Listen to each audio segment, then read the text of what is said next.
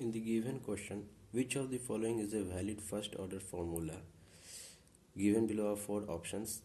In the theory, you must have read first order formula, that is how for all is distributed over simple implication. There is one formula in every theory book regarding this, that for every x,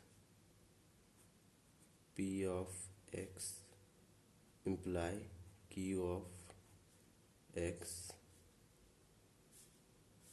This 4 will be distributed to both. How?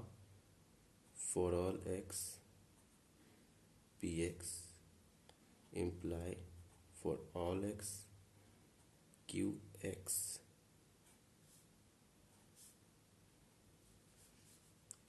In this fashion, this term will imply this term. If you will see carefully all the options, the last option is analogous to, similar to this option 100%. So option D is valid first order formula.